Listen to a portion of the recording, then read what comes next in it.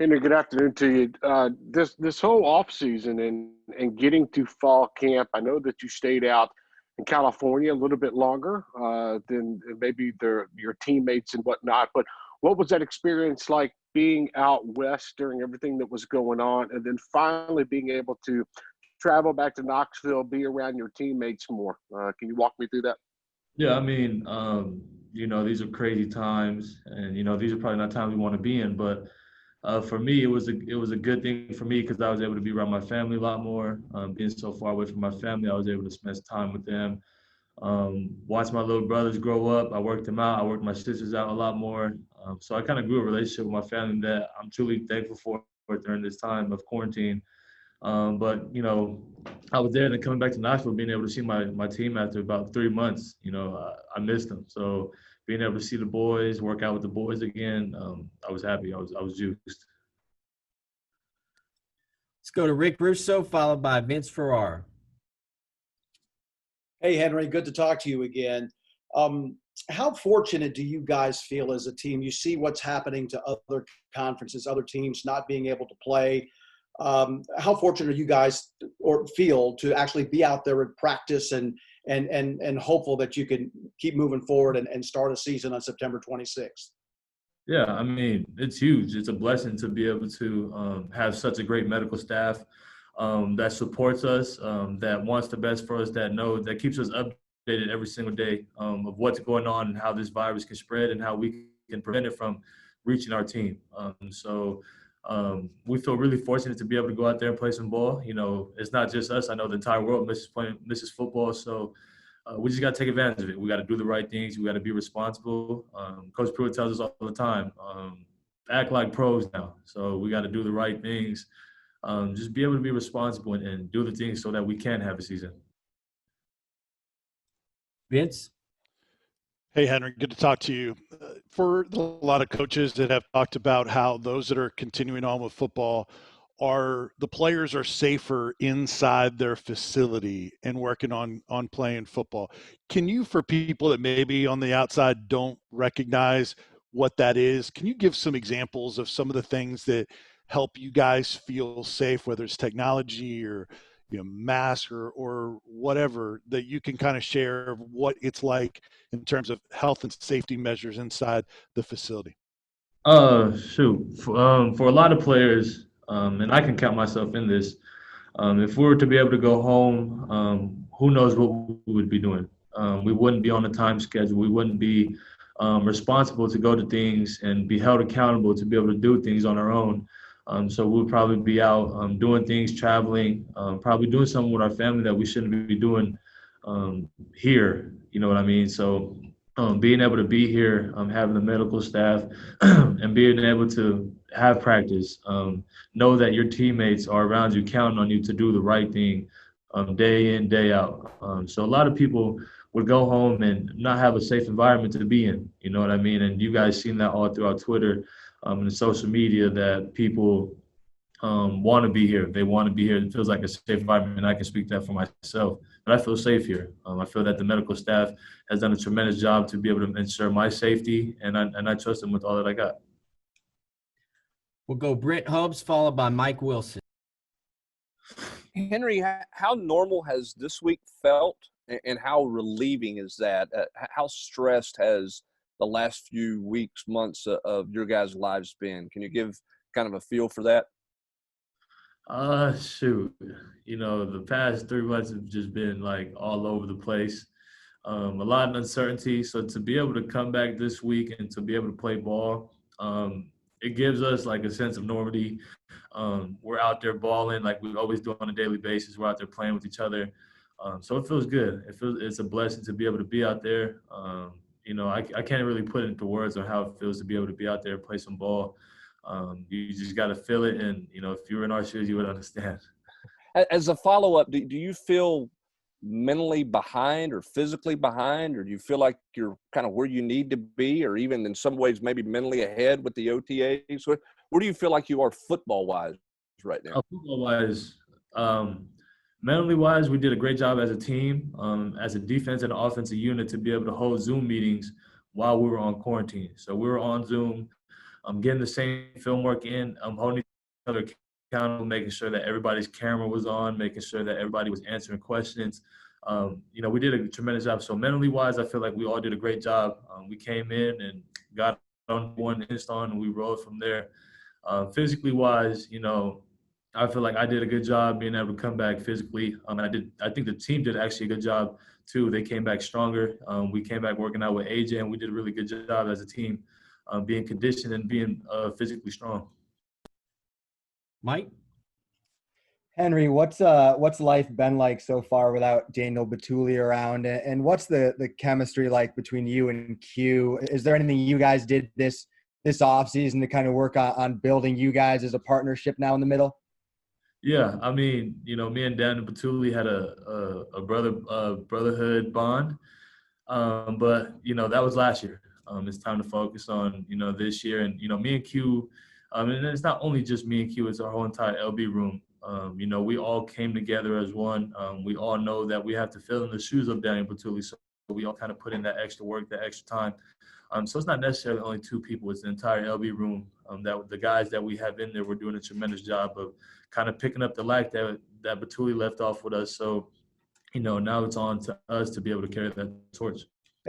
As a follow-up, is that something you've kind of put on yourself, is taking those leadership shoes and leading everyone forward? Oh, yes, sir. I feel like I can do a lot more. I feel like since I seen Bituli lead, I seen the way that he did things on and off the field. He did everything right. So I just want to be able to do what he did. He showed me the ways, and I just want to excel his expectations from now. We'll go to Jordan, WATE, followed by Dave. Henry, I know in the spring you had talked about being excited that Coach Niedermeyer was making the transition to inside linebackers coach to kind of have a few practices with him under your belt. What's it like working with him directly, and what does he kind of bring to that room? Shoot, if you know Niedermeyer, he's a real juiced guy. He's excited about every single thing that we do. So it's a blessing to be able to have him recruit me and have me as a coach, because he hasn't changed. He's still the same person that I know and that I met since day one. He's a really smart guy. He brings smarts to the table. He knows the schemes. He knows how a linebacker is supposed to be played.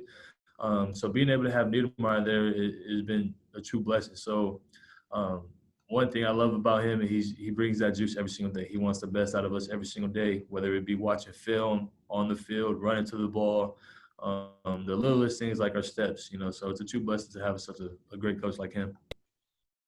David? Henry, what would you make of the status of the inside linebacker group, and who do you expect to kind of see beside you most often this fall? I mean, that's not my question to answer. I have no right to say who I want to be beside me. We're all players, and we're all here to ball. We're all here to play football. And I think, like I told you guys before, our inside linebacker core group has done a great job going from the older guys to the younger guys. We've all done a tremendous job of playing, getting in that extra work. We were here about till 9 o'clock watching film yesterday as a unit. So, that's not room for me to say anything about, but, I know that whoever is in that game or whoever is playing in the game or in practice, I know that they're going to give it their all. I know that they're going to know what they're doing. Thanks. We'll go to Austin Price, followed by Blake.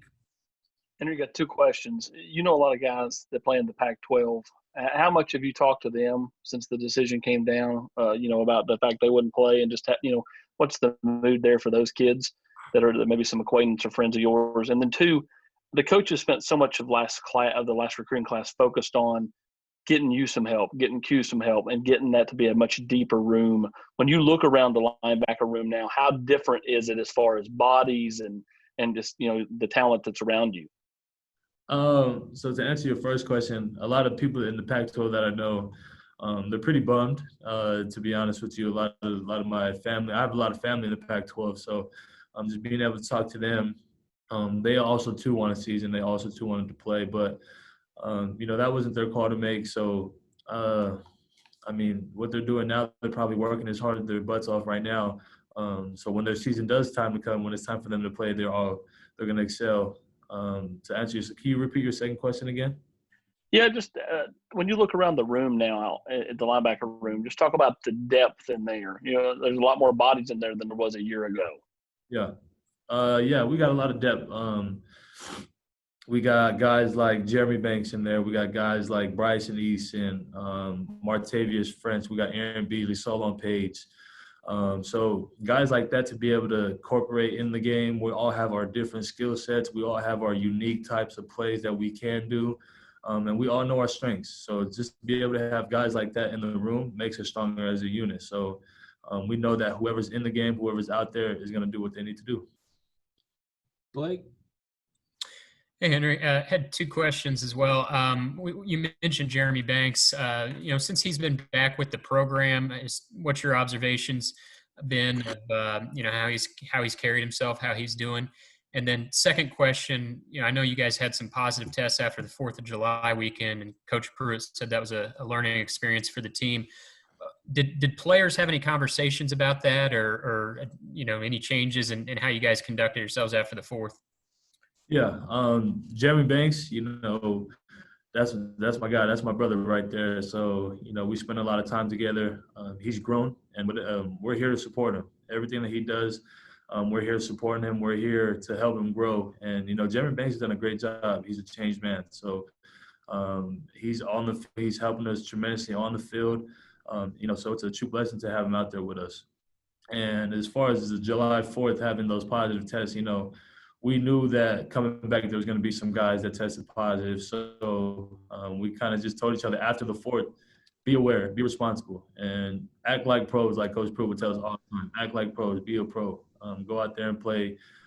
You want to play ball. So if you're going to go out there and try to, ruin that for not only yourself but the entire team, it's not a smart thing to do. So we kind of just made a promise to each other that we're going to do the right thing all the time. So I think we've been doing a pretty good job of that. We'll go to Eric Kane, followed by Luis Fernandez. Hey, Henry, for you and for everyone else, kind of how different is it coming into this camp, a very experienced unit compared to last season? How comfortable are you guys now coming into this new season, know the schemes and everything defensively for Coach Ansley and Pruitt? Yeah, we're doing our defensive unit. We know what the coaches expect now, and we also know what we can do. We know that's kind of the biggest thing. We're trying to be the coaches on the field. We know the knowledge that the coaches know. So now it's just on us to be able to go out and execute it and be able to make the calls. We know all the plays in the playbook, but it's now trying to focus on the little details that we have and just be able to execute. That's the biggest thing. You know what you're doing, but just go out there and execute now. Luis? Hey, Henry. That weekend where it seemed like the college football world was falling apart a bit, and some of the conferences, the rumors first started to swirl. You were one of the first Tennessee players to tweet out, "We want to play." What was that weekend like for you? And it may seem silly, but why tweet out that statement? Why make that known? We've been through so much. The past 3 months, we've done so much to be able to get to the point where we're at now. So a lot of people has felt that way. It's been that way for a while. For me, it was, I put so much work in, done so much to get to the point where I'm at now, to be able to come back to campus, to be able to feel confident in the medical staff, which they've done a tremendous job of keeping us updated. But it's a sign of normality for us to be able to play ball, to be able to be around the people that we love, you know what I mean? To be able to do the thing that we love is be able to come out here and play ball. So that's kind of the biggest reason why it was for me. Thank you. We'll go back to Vince, and then we'll go to Matt Ray. Henry, talk about where your body's at right now. Did you add weight? Did you lose weight, lose any body fat, anything like that in terms of diet? What's different or improved about your body this year? My whole goal throughout this offseason, I wanted to lose about 10 to 12 pounds. So I left when we were on quarantine, I was about 240. I came back, went 228, 225. So that's kind of where I want to be. I wanted more lean mass, more muscle. And I feel like AJ has put us through a great job, a great workout while we're at home for us to do. He sent us workouts every single day. for guys that didn't have weights, for guys that did have weights. So being able to follow his program, it really changed my body and really changed the way I'm playing now, being able to move faster. Quick follow-up, what's the difference between AJ and Coach Fitz before that? They're both great coaches. We're blessed as a Tennessee program to have two great coaches. You know what I mean? To be able to have coaches that want the best for you every single day, that want you to do better every single day in and out. But the difference really, I can't really tell you a difference. Honestly, I love both of them. So there's no one better than one another, in my opinion, because they both made me or honed me into the player that I am now. You know what I mean? So it's a blessing to have guys like that in the program. Matt? Henry, Coach Pruitt mentioned how he's emphasized mental health throughout this process. What's his approach been like for you guys, and what's been the biggest takeaway for you from how he and his staff have handled your return to football, especially with all these safety measures in place? Can you repeat that again, Matthew? I'm sorry. Yeah, Coach Pruitt mentioned a few times how he's emphasized mental health for you guys throughout this process. What's his approach been like in handling that, and what's been your biggest takeaway from that? His biggest approach in that is if you need help, say something. We have the support staff here at Tennessee that will help you no matter what you're going through. And he also tells us to lean on our brothers. Everybody here, the teammates that we have, he tries to tell us to lean on one another and come to the staff, come to him. He's going to have his door wide open for us whenever we need him. So he's done a great job of having the support staff here for us whenever we need them, and our teammates has done a tremendous job too. Last question, Patrick Brown, and then we'll get Eric in. Henry, you had a pretty good freshman season. I'm wondering, when you went back and watched the film and kind of reviewed your own individual play, what were some of the things that you said, hey, these are areas I can improve, and what have you been trying to focus on going into the season to make yourself an even better linebacker? Getting stronger, being able to shut off blocks. That's kind of what I was mainly focused on this offseason, to be able to put more muscle on and to be able to practice on my shedding blocks off. I want to be able to engage the lineman and throw them off as quick as I can and get to the ball carrier. So that's kind of one thing I'm focusing on, and that's a flaw that I've seen in my game. And I have many flaws, so trying to enhance my game throughout the entire season.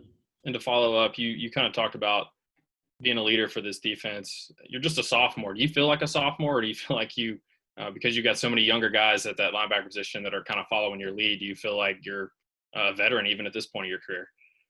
I feel like a sophomore, but I just feel like I have to play a bigger role now. I have to be able to lead the guys, no matter who it is.